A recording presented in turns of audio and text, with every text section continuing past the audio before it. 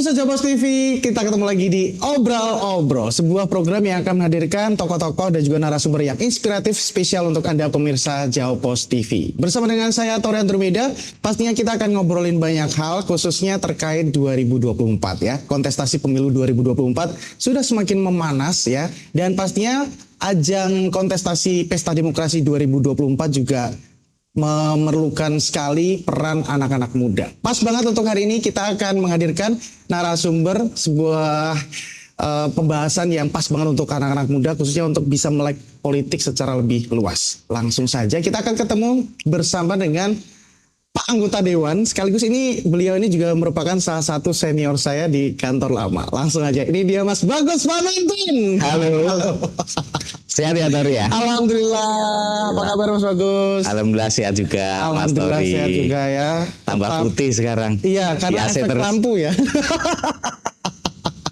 Oke, saya yakin sekali ya pemirsa Jabos TV khususnya yang ada di Madiun Raya, Kota Madiun khususnya, especially ini sudah mengenal lah Mas Bagus Panonton ini seperti apa ya, salah satu tokoh yang cukup penting untuk anak-anak muda, salah satu penggerak juga, Bapak Anggota Dewan juga. Tapi sebelumnya silahkan perkenalan dulu ke masyarakat. Siapa tahu ada yang belum kenal atau udah kenal tapi dikit-dikit kurang kenal lebih dekat gitu. Silakan Mas Bagus. Halo semuanya, saya Bagus Panonton. Kebetulan saya asli Madiun. Jadi saya ini Matulesi, Madiun Tulen dan asli. Wah, istilah baru ini. Oke. Ya, dipegang ya Matulesi. Matulesi, oke. Jadi kebetulan basic saya adalah wirausaha, utamanya di bidang periklanan dan event organizer. Dan mulai saya pertama kali di politik 2018. Kemudian memberanikan diri untuk maju di kontestasi legislatif DPRD di 2019. Alhamdulillah kemarin saya bisa lolos dan mewakili PSI. Kebetulan ada 2 wakil PSI di Kota Madiun. Oke. Secara pribadi, secara personal sebenarnya saya sama Mas Bagus ini juga sudah cukup kenal lama, karena sekali lagi senior saya di kantor yang lama, mantan penyiar juga, pokoknya pernah kerja di media satu rumah juga, walaupun mungkin secara pertemuannya belum ketemu waktu itu karena generasi lama ya. Satu alumni kita. Satu alumni. Dan sekarang sudah berjaket merah. Nah ini yang menarik. Partai Solidaritas Indonesia PSI yang selalu kental dengan anak-anak muda, spiritnya perubahan, Gen Z, milenial dan lain-lain. Saya langsung aja to the point bahwa akhir-akhir ini memang permasalahan yang lagi hangat diperbincangkan adalah terkait putusan MK, Mas Bagus. Terkait batas usia cawapres ya, yang kemarin juga sempat menghangat. Itu betulkah bahwa PSI adalah salah satu tokoh juga yang mengusulkan itu, Mas Bagus? Ini mungkin klarifikasi sekalian. Siap. Jadi PSI ini salah satu partai yang kemarin mengajukan uji materi kepada MK terkait batas usia 40 tahun begitu. PSI mengajukan batas usia 35 tahun. Jadi kenapa kami mengajukan batas usia di bawah 40 tahun atau 35 tahun yang kami harapkan supaya begini, kesempatan anak-anak muda untuk berkontestasi di dalam pemerintahan Indonesia ini terbuka.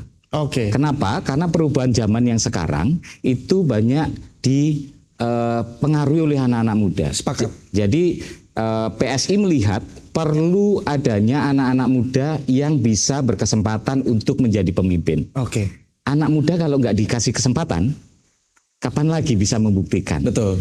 Kalau cuma jadi follower, ya nggak bisa menunjukkan. Sementara 2045 itu merupakan tahun emas Indonesia, yang mana nanti anak-anak muda yang saat ini mengambil peran itu yang akan matang di 2045, yang mana di bawahnya itu nanti bisa mengikuti yang saat ini sudah mampu memimpin begitu. Gitu Mas. Jadi memang benar ya, PSI ini merupakan salah satu partai politik yang mengajukan batas usia untuk bisa anak-anak muda ini berperan lebih jauh ke politik, khususnya menjadi pemimpin masa depan. Memberikan kesempatan. Nah, menarik juga bahwa kemarin Mas Bagus itu sempat melakukan syukuran juga terkait disetujuinya pengajuan itu batas usia cawapres. Bener nggak kalau ini tuh sebagai salah satu upaya juga untuk memuluskan jalan seorang Gibran? Ya, jadi begini. Kebetulan ini saya melepas dari ketua PSI, gitu. Saya adalah ketua dari Gibran Kita. Jadi relawan Gibran yang namanya Gibran Kita di Kota Madiun. Nah, terkait apa yang sudah menjadi keputusan MK itu adalah keputusan yang bagi kami sangat luar biasa karena memberi ruang kepada anak-anak muda untuk bisa menjadi pemimpin masa depan. Walaupun dengan persyaratan khusus, mereka harus minimal pernah menjadi kepala daerah di tingkatan kota kabupaten. Jadi ini merupakan suatu kesempatan khususnya anak-anak muda untuk bisa berkontestasi untuk menjadi pemimpin negara begitu. Tapi syaratnya ya harus berpengalaman juga, tidak ujuk-ujuk begitu. Betul. Ya, jadi secara kami relawan saya sangat mendukung Mas Gibran itu nanti bisa menjadi salah satu calon wakil presiden. Oke, ini cuplikan tasyakuran kemarin juga ya, yang dilakukan ya. Nah, tentunya putusan MK ini juga tidak lepas dari kontra ya. Selalu ada pro dan kontra ya. Termasuk juga anggapan-anggapan bahwa putusan ini melanggengkan dinasti politik. Setuju nggak dengan tuduhan-tuduhan seperti itu?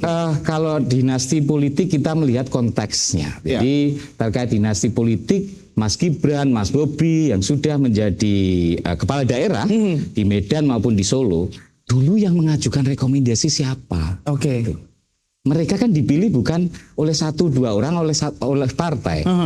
Partai kan hanya memberikan rekomendasi, begitu. Yang milih mereka kan masyarakat. Kalau masyarakat suka mau bagaimana? Pastinya masyarakat di bawah itu kan juga ada tim-tim dari mereka. Terlepas pada akhirnya yang dipilih juga merupakan keluarga dari pemimpin kita sekarang gitu. Betul, tetapi yang mengajukan pada saat awal mau maju kan kita semua tahu siapa yang mengusung. Tetapi dalam konteks ini kemampuan dari Mas Gibran, Mas Bobi itu kan sudah terbukti juga begitu. Tidak hanya karena dia menjadi anaknya kepala negara. Betul. Kebetulan aja menurut saya begitu. Jadi kalau bilang dinasti politik, saya kira enggak. Karena mereka dipilih oleh masyarakat, bukan dipilih oleh keluarganya dia sendiri. Begitu. Itu artinya menurut Mas Bagus, ya tidak ada salahnya ketika memilih kerabat atau keluarga dari seorang kepala negara kalau memang sosok ini memang berkompeten. Berkompeten benar. Betul. Oke. Menarik. Obrolan kita bersama dengan Mas Bagus semakin panas ya. Karena saya juga penasaran banget sama sebuah tagline, politik adalah jalan ninja kita. Termasuk dengan masuknya Mas Kaisang juga di PSI. Nanti kita akan lanjutkan untuk segmen berikutnya. Jadi jangan kemana-mana, tetap di Obrol-Obrol. Kemarin 2 hari Mas Kaisang menjadi ketua itu langsung 13.000 yang mendaftar. Di nasional? Dalam 2 hari. Wow. Dalam 2 hari. 2 hari setelah Kaisang ditetapkan sebagai ketua umum.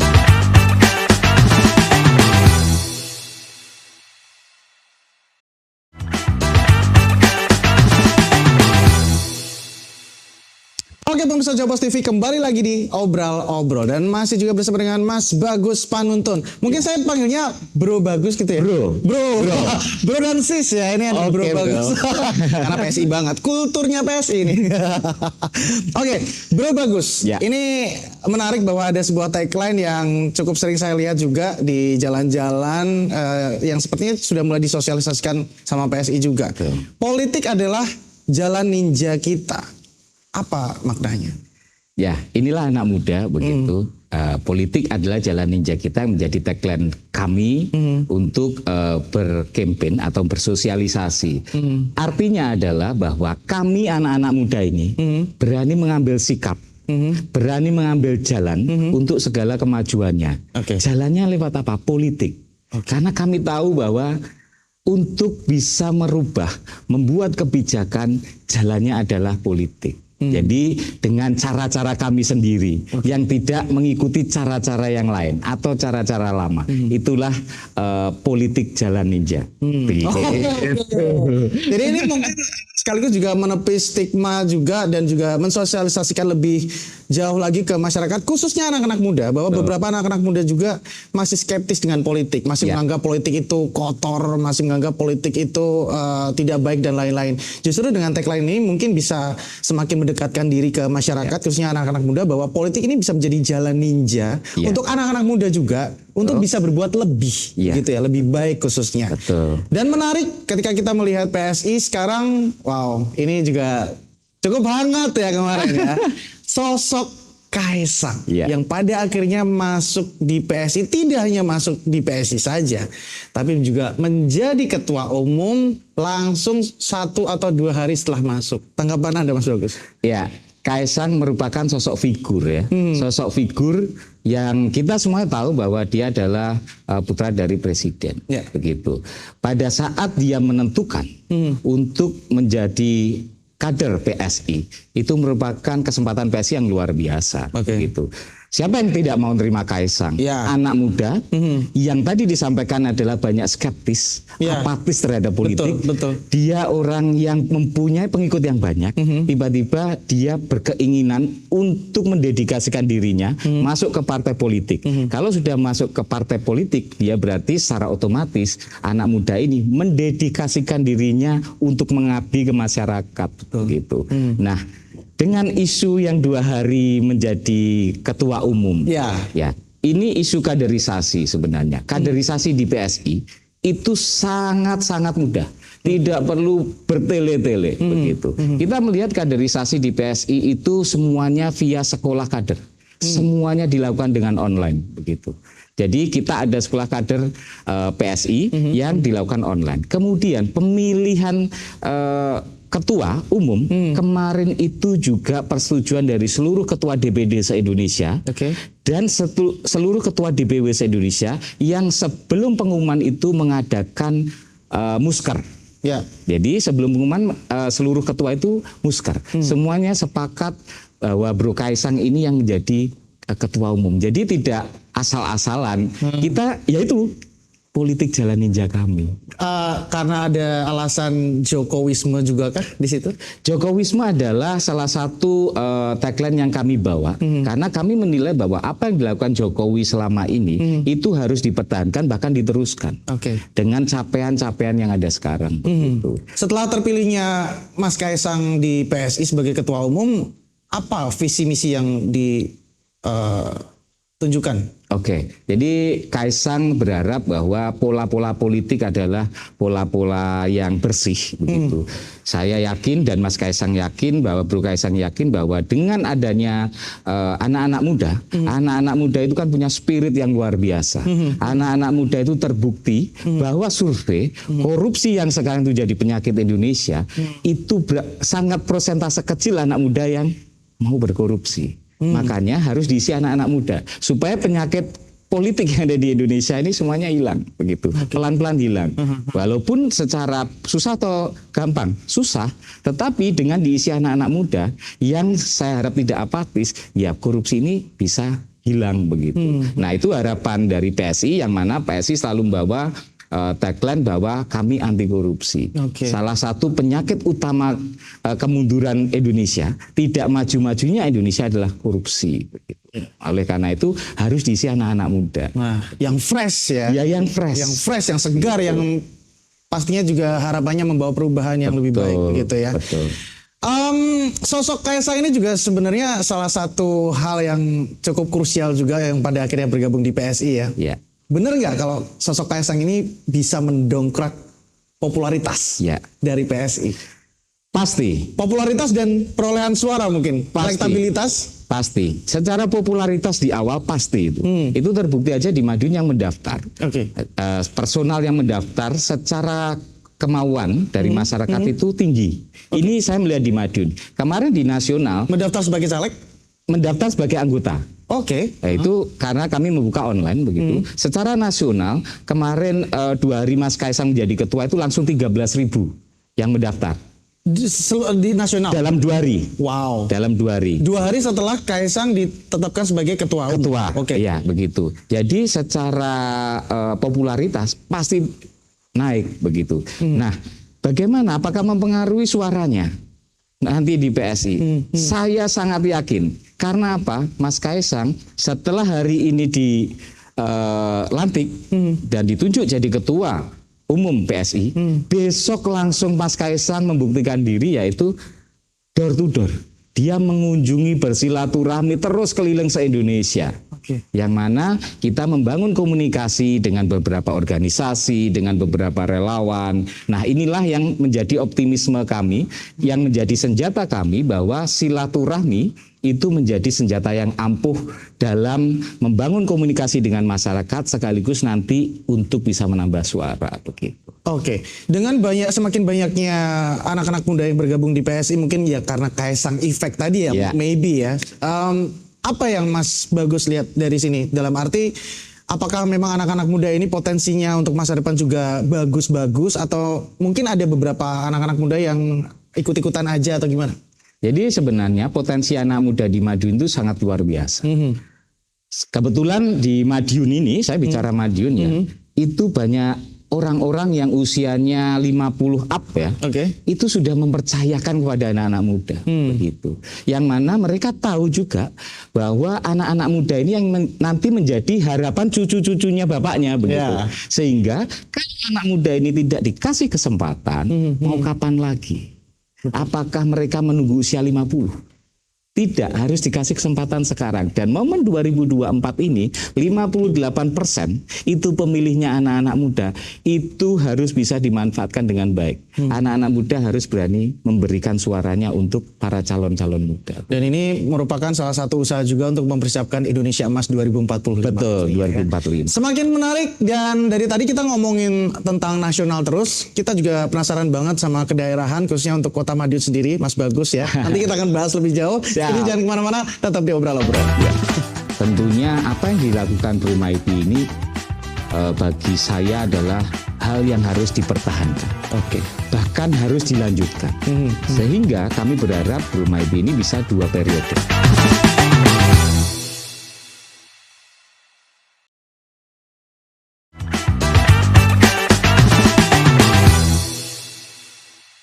Oke, pemirsa Jobos TV, balik lagi di Obrol-Obrol, dan masih juga bersama dengan Bro Bagus Panuntun. Siap. Karena ya salah satu anak muda, saya tetap nyebutnya anak muda ya, masih muda. Muda. Muda, beda dan berbahaya.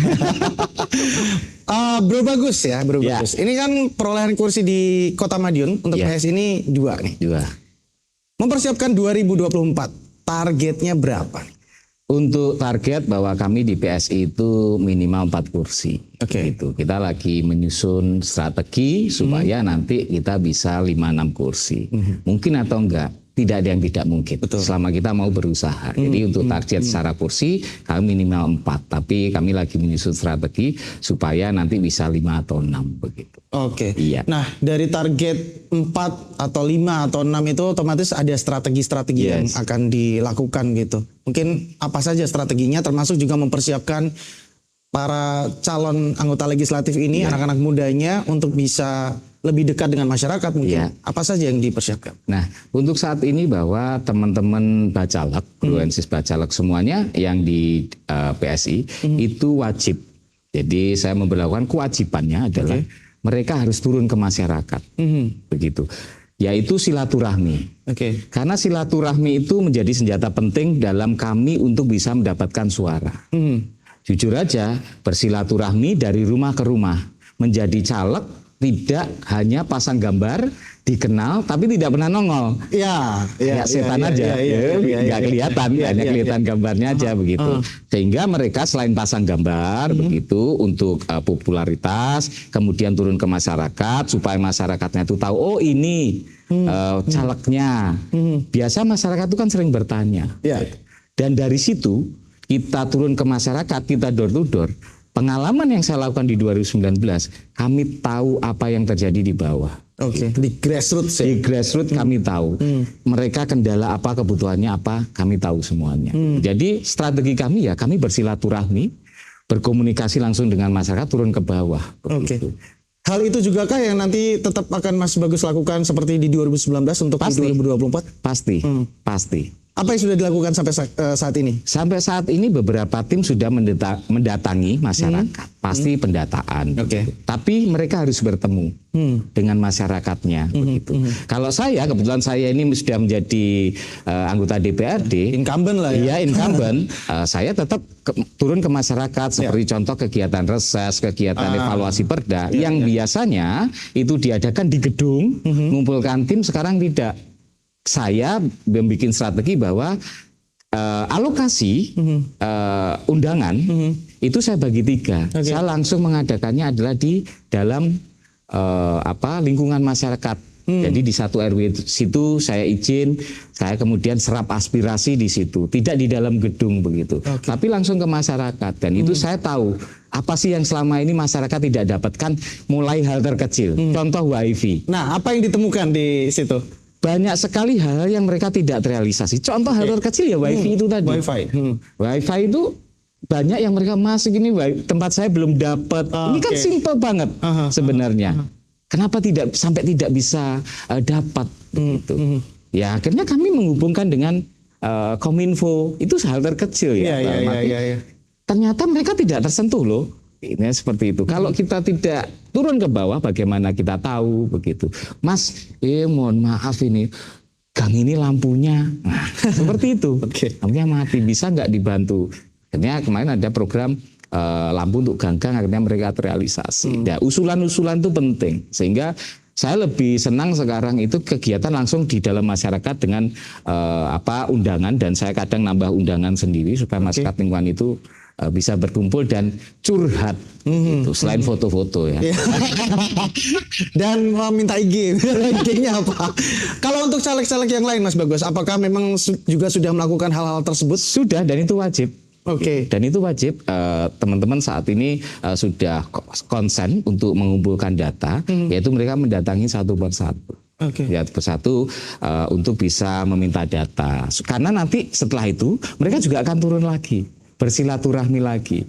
Jadi kami tidak hanya turun sekali, begitu, minimal 2 kali. Ya kuat-kuatan. Karena ketika turunnya sekali, wah, cuman ada maunya doang nih. Iya, betul. Menarik juga 2024 kita juga akan melakukan pemilihan presiden ya. Calon pemimpin negara juga akan kita pilih, dan pasti akan ada nama baru, akan ada wajah baru karena Pak Jokowi juga sudah selesai dua periode. Tapi tentunya tidak melupakan Kota Madiun yang juga akan melakukan pemilihan juga wali kota. Arah PSI seperti apa untuk Pilwakot? Jadi PSI sudah menentukan sikap kemarin tanggal 21 Maret 2023 bahwa PSI untuk 2024 itu akan mengusung Brumaidi, wali kota sekarang, untuk maju di 2024. Itu kami sudah declare kemarin tanggal 21 Maret 2023 di Hotel Merdeka kemarin. Jadi di bulan Maret kemarin. Dan seluruh hasil kursi PSI di 2024 nanti, kursi DPRD PSI Kota Madiun, itu diserahkan kepada Brumaidi secara gratis, tanpa mahar. Wow. Dan saat ini rekomendasinya sudah dibikinkan oleh DPP. Karena DPP kami menyerahkan pilihan wali kota itu kepada DPD. DPP hanya menandatangani, karena yang tahu daerah adalah DPD, bukan DPP. Jadi free, tanpa mahar, seluruh kursi PSI untuk Brumaidi. Brumaidi, bukan Pak Maidi ya, biar tetap muda Pak Maidi. Iya, muda dong. Gitu. Mas Bagus, mungkin terakhir ya, ini kita melihat PSI mungkin akhir-akhir ini cukup menjadi pusat perhatian. Bahkan sangat menjadi pusat perhatian. Mulai dari Mas Kaisang yang jadi ketua umum PSI, kemudian juga isu anak-anak muda, putusan MK, Gibran, dan lain-lain. Termasuk juga gegap gempita di daerah Kota Madiun. Terakhir, harapan deh untuk PSI, untuk Kota Madiun juga khususnya, untuk Indonesia, karena kita juga akan memilih presiden juga ke depannya. Seperti apa Mas Bagus mewakili Partai Solidaritas Indonesia? Secara Kota Madiun, karena yang tadi saya sampaikan, saya ini matulesi, tidak pernah di luar kota begitu. mulai lahir ceprot sampai sekarang itu di Madiun, tentunya apa yang dilakukan Bro Maidi ini bagi saya adalah hal yang harus dipertahankan. Bahkan harus dilanjutkan. Sehingga kami berharap Bro Maidi ini bisa 2 periode. Melanjutkan. Karena aturannya adalah 2 periode. Sehingga kami ingin melihat Kota Madiun yang dulu dikatakan kota pensiun ini, itu menjadi kota yang benar-benar hidup, kota kreatif begitu. Sehingga tidak menjadi kota pensiun. Karena anak-anak kreatif Madiun itu luar biasa. Ini untuk kota Madiun. Sebenarnya ya, sebenarnya banyak luar biasa. Jangan keluar kota terus. Ayo kita hidupkan di kota Madiun. Terus untuk nasional tentunya kami berharap yang yaitu keamanan. Karena Indonesia ini sangat kaya sekali. 5.000 aja udah bisa makan sama minum es teh. Di luar negeri nggak bisa. Nah ini yang harapan tentunya PSI di Indonesia ini keamanan terjaga, kemudian yang saling menghormati antar golongan, antar agama, kerukunan tetap terus dijaga begitu. Jadi solid lah, solidaritasnya harus dijaga. Yang terpenting khusus untuk Madiun nanti 2024 Pak Maidi menang lagi. Iya. Dan pastinya Mas bagus ya. Amin. Amin. Sedikit saja untuk nasional sudah ada peta arah PSI untuk Pilpres? Untuk Pilpres saat ini PSI belum. PSI belum mau arah kemana. Belum arah kemana. Yang pasti secara partai yang untuk pilihan presiden itu yang memutuskan adalah DPP. Begitu. Iya.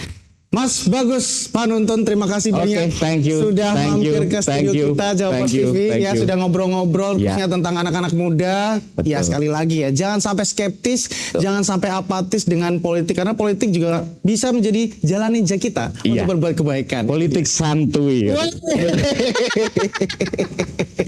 Dan pastinya masih banyak sekali tokoh-tokoh yang akan kita hadirkan untuk program obrol-obrol ini pemirsa.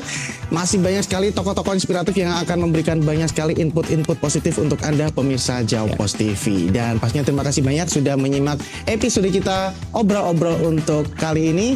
Sampai ketemu lagi di obrol-obrol episode berikutnya. Bye.